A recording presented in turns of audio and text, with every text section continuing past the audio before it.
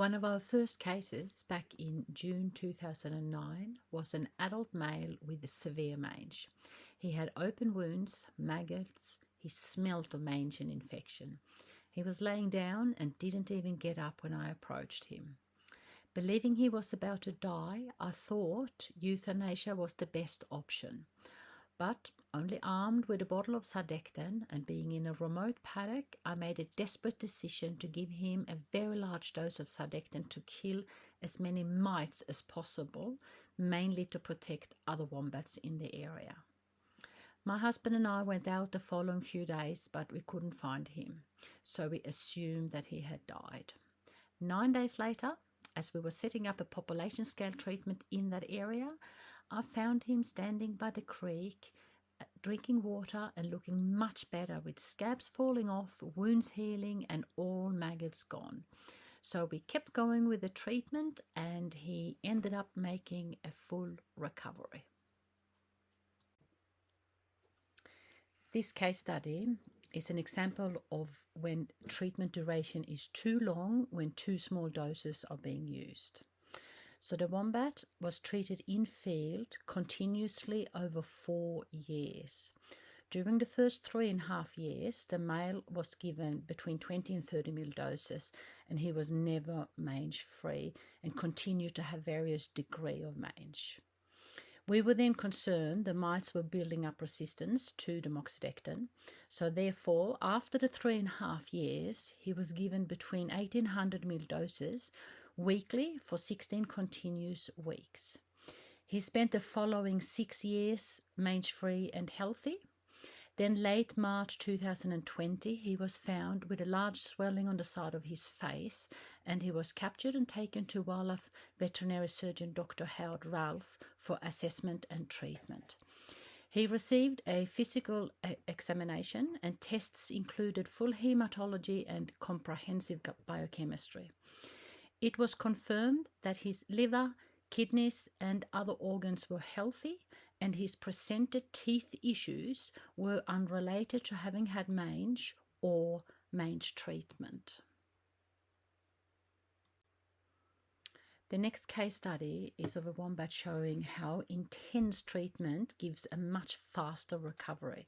So this wombat was treated on day 1, 4, 7, 20, 25 and 30, and he made a full recovery.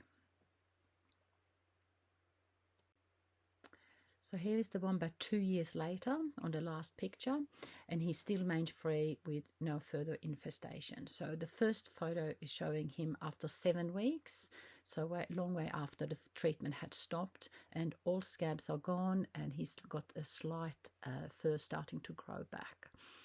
The middle one is 6.5 months later, and you can clearly still see the line of fur regrowth, and even the you can see the concave plate here, so he still hasn't put on the weight, while on this over 2 years later you can see he's nice and round and still mange free. This case is of a wombat who did not have mange covering its entire body, or it wasn't widespread, but instead it was incredible thick scabs on both shoulders, which indicates the severity of the mange. He was depressed, emaciated, and he was easy to approach.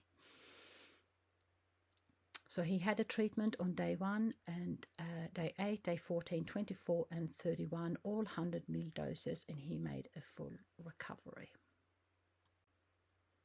So here he is on day 1 before treatment. You can see he's very depressed and lethargic.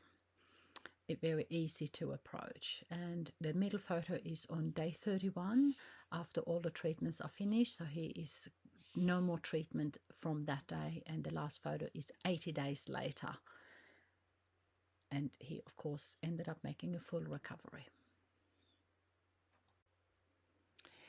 The next case is showing how a wombat is recovering even though he's emaciated. So he's extremely thin. He still received 100 ml doses, 500 ml doses over 31 days. So the last dose was on day 31. So here's the wombat on day 8, and you can see how thin he is. He's got a concave plate, he's got hollows here, the hips are protruding, the spine is showing, and even here he's lost muscle condition. Also note how he still has a covering, the fur cover is still covering up the mange. So the fur hasn't started to fall out from the treatment yet, so it can often be hard to really estimate how severe the mange is if you don't see this fur loss and the build up of the plaques. So this is the wombat on day 13. You can clearly see the hip bones is protruding, the spine is protruding.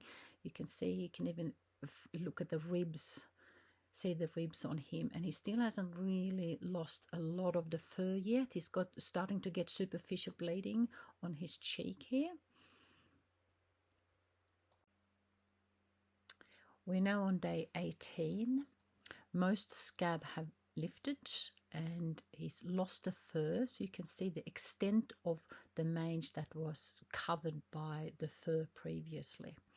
So he's still got a little bit of scabs to fall off and a bit of superficial bleeding on his cheek and also in front of his back leg. Eyes are also looking much clearer and he's starting to put on weight.